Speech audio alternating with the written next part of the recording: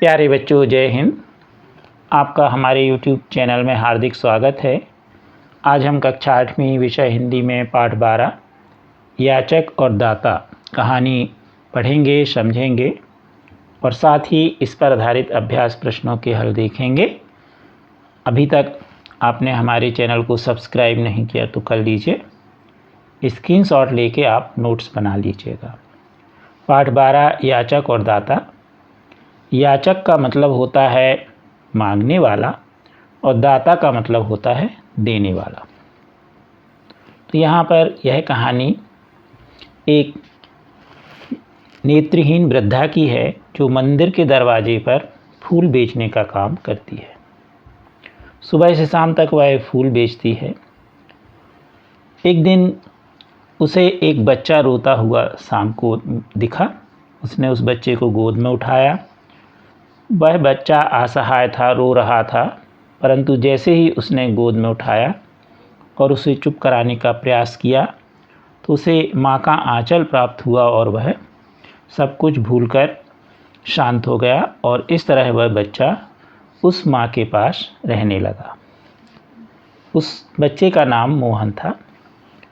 इस तरह जो नेत्रहीन वृद्धा थी उसके पास कोई उसका बच्चा नहीं था और उसे मोहन मिल गया तो वह बड़ी खुश हुई और वह दिन रात अब और ज़्यादा मेहनत काम करने लगी, फूलमाला बेचने लगी और जो भी पैसा मिलने लगा उसमें से वह कुछ पैसे एक हाड़ी अपने घर में गड़ा रखी थी। हाड़ी जैसे मतलब गुल्लक होती है और उसमें वह पैसे उसके लिए जोड़ने लगी, उस बच्चे के सुखद भविष्य के लिए। उसी नगर में एक सेठ बनारसी दास रहते थे। वह देवभक्त और धर्मात्मा के रूप में माने जाते थे। उनकी कोठी पर ज़रूरतमंदों की भीड़ लगी रहती थी। कुछ कर्जा लेने ले आते थे और कुछ अमानत रखने वाले।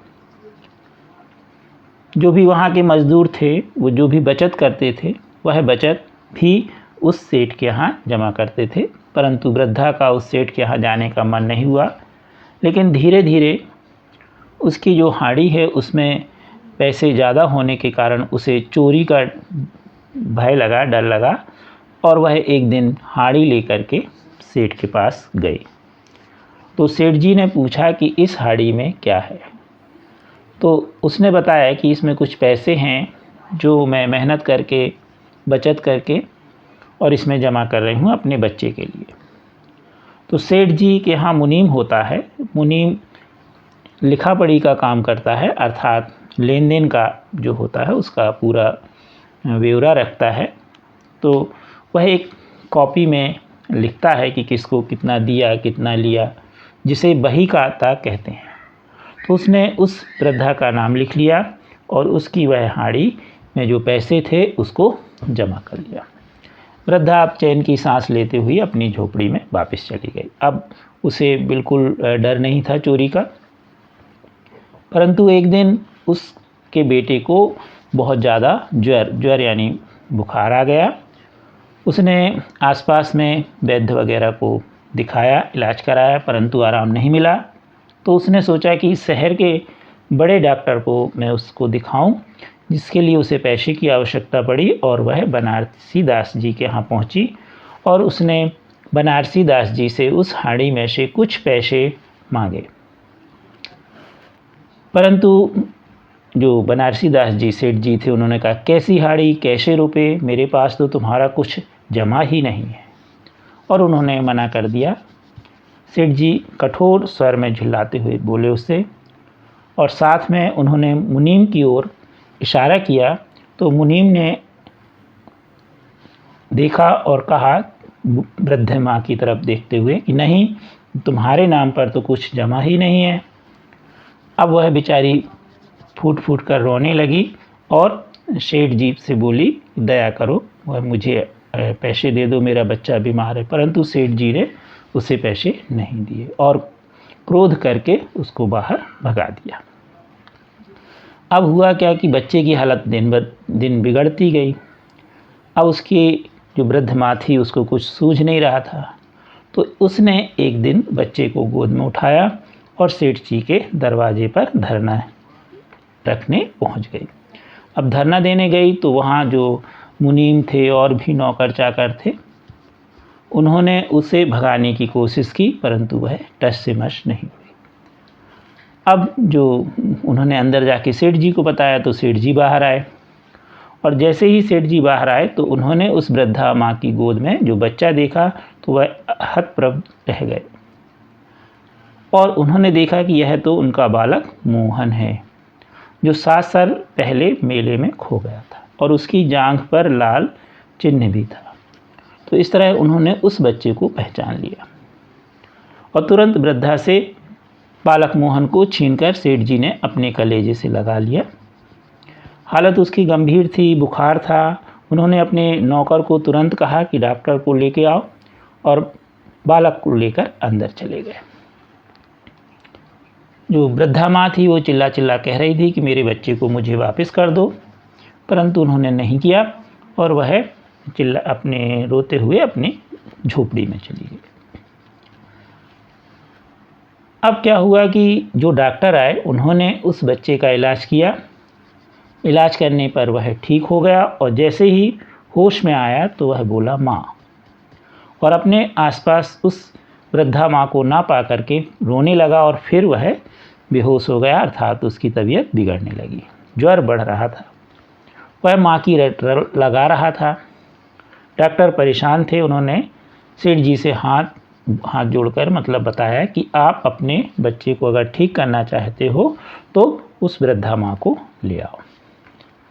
सेठ जी शीघ्रता से कार मंगवा करके उस वृद्धा के घर गए।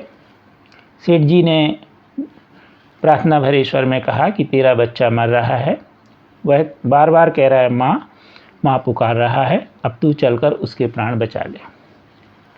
आज तक सेठ जी ने किसी के सामने सिर नहीं झुकाया था, किंतु वक्त के वृद्ध के सामने उन्हें याचक बना दिया, यानी उन्होंने कभी किसी से कुछ मांगा नहीं था, परंतु यहाँ पर वक्त के कारण, समय के कारण उन्होंने वृद्धा से यह मांग की।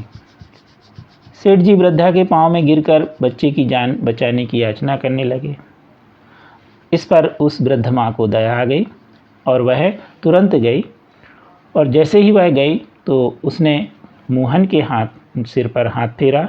मोहन पुनः होश में आ गया। मोहन ने तुरंत आँख खोल दी। माँ तुम आ गई? वृद्धा ने कहा हाँ बेटा, तुम्हें छोड़कर कहाँ जा सकते।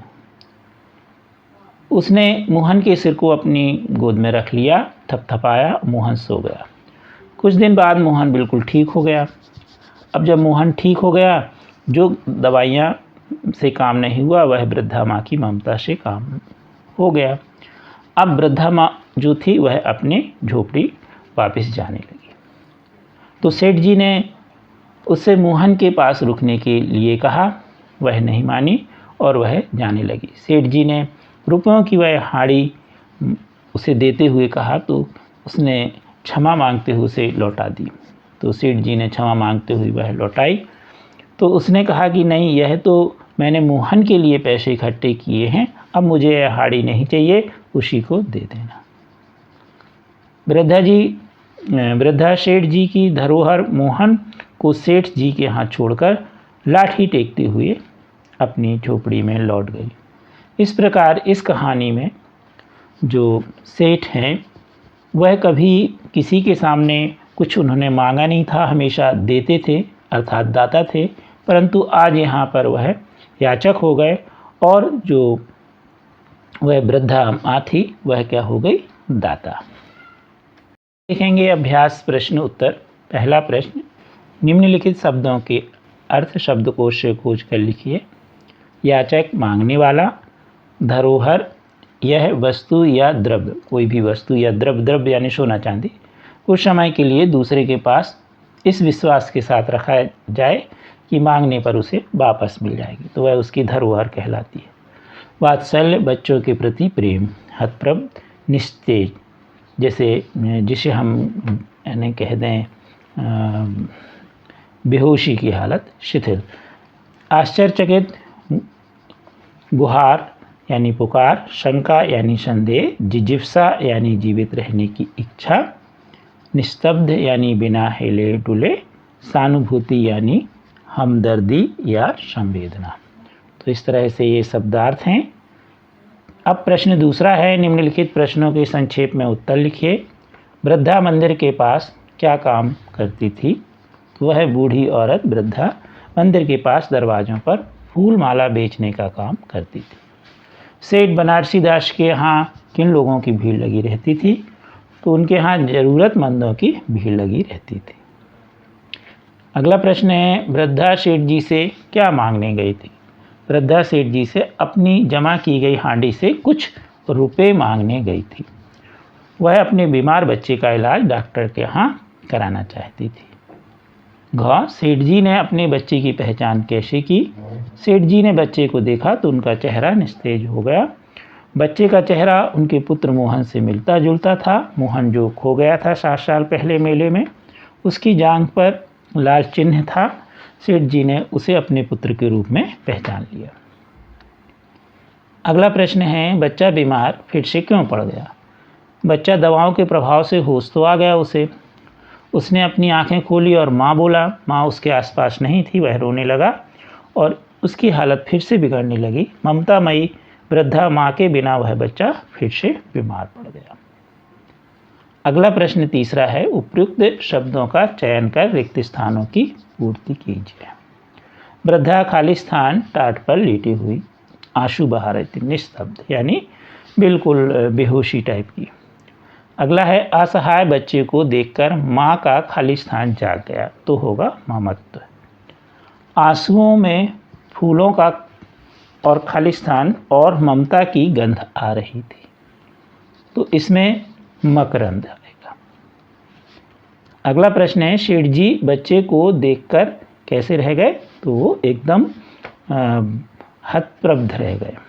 वात्सल्य की तड़प ने वृद्धा की खाली स्थान बढ़ा दी, जिजीप्सा यानी जीने की इच्छा।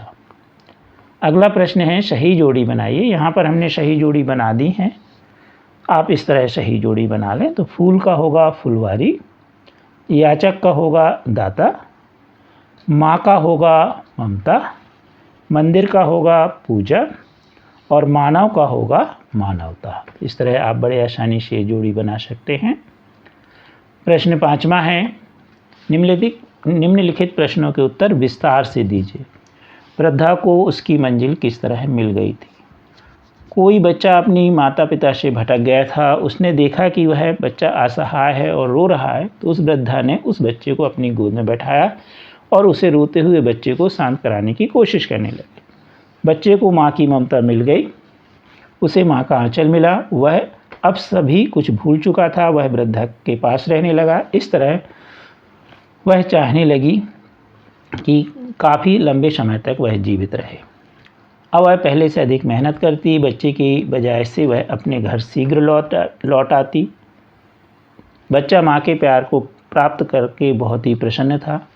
वृद्धा अपनी झोपड़ी में हांडी गड़ा कर रखी थी। दिन भर की मेहनत से कुछ कमाए हुए पैसे बचत करती थी, क्योंकि उसे बच्चे के भविष्य की चिंता थी।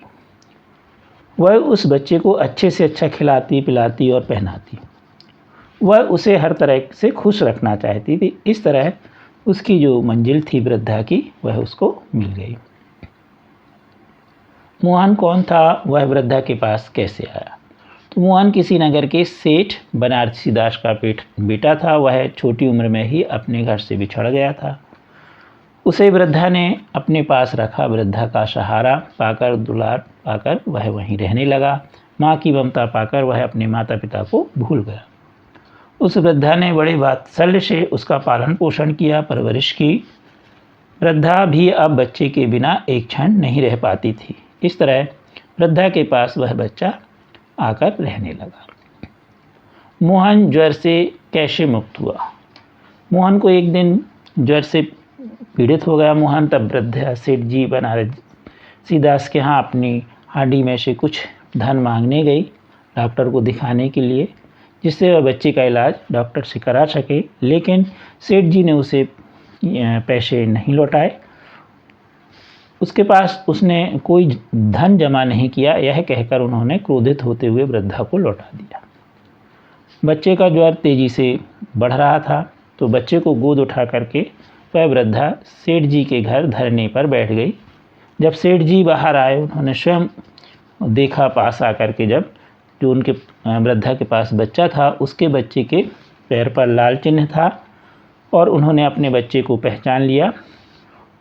तो उस जो लगभग आज से 7 साल पहले मेले में गुम हुआ था, वृद्धा ने उस बच्चे को देने से जब इनकार कर दिया तो सेठ जी ने बच्चे को ज़बरदस्ती छुड़ा लिया और वहाँ से वो ले गए और अच्छे डॉक्टर को दिखाया। इस प्रकार बच्चा ठीक हो गया। सेठ याचक और वह दाता, इस बात का आशय स्पष्ट कीजिए। तो वृद्धा ने सेठ जी के घर जाकर मोहन के माथे पर जब हाथ फेरा, मोहन ने हाथ को पहचान लिया। उसने आंखें तुरंत खोल दी, कहने लगा, माँ तुम आ गई। वृद्धा कहने लगी, हाँ बेटा, मैं तुम्हें छोड़कर कहाँ जा सकती हूँ। उसने मोहन का सिर गोद में रखा, थपथपाया। मोहन को नींद आ गई। कुछ दिन बाद मोहन पूर्णतः स्वस्थ हो गया। जो काम दवाइयाँ, डॉक्टर और हकीम नहीं कर सके, वह काम वृद्धा की ममता ने कर दिखाया। अब वह अपने घर वापस लौटने लगी तो सेठ जी ने कहा कि वह मोहन के पास ही रुके, लेकिन वह नहीं मानी। सेठ जी ने हांडी से रुपए न देने के लिए क्षमा मांगते हुए हांडी लौटाने लगे तो वृद्धा ने कहा, यह तो मैंने मोहन के लिए जमा किए थे, उसी को दे देना। वृद्धा ने सेठ जी की धरोहर अर्थात मोहन को ईमानदारी से लौटा दिया। इस तरह यहाँ पर सेठ याचक के रूप में और वृद्धा दाता के रूप में आई। अगला प्रश्न है, सेठ जी और वृद्धा के चरित्र में किसका चरित्र आपको अच्छा लगा? उसकी कोई 3 विशेषताएं बताइए। तो सेठ जी और वृद्धा के चरित्र में से वृद्धा का चरित्र महान है। वृद्धा के चरित्र में जो गंभीरता, ईमानदारी, ममता का भाव किसी भी भेदभाव से रहित दिखता है, उसके विपरीत सेठ जी के चरित्र में पूर्णतः अभाव था।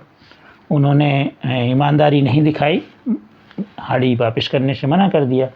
वृद्धा बच्चे का बड़े लाड़ प्यार से पालन पोषण कर रहती थी। वृद्धा के चरित्र की 3 विशेषताएं निम्नलिखित हैं। वृद्धा वात्सल्यमयी माँ का ममतत्व वृद्धा में बच्चे के प्रति प्रेम और उसकी ममता भरी हुई थी। तो वात्सल्यमयी माँ थी वो। सेवा परायणता, बच्चे की हर तरह से वह परवरिश कर रही थी, जैसे एक माँ अपने बेटे की करती है। त्याग और भेदभाव, वह से पूर्णतः वह रहित त्याग की साक्षात मूर्ति है। उसने उस मोहन को उन सेठ जी को वापस कर दिया, त्याग किया था, और जो पैसे उसने इकट्ठे किए थे वो भी उसने सेठ जी को ही सौंपकर वह धन्य हो गए। कृपया आप हमारे चैनल को शेयर, सब्सक्राइब अवश्य कीजिए। Thank you.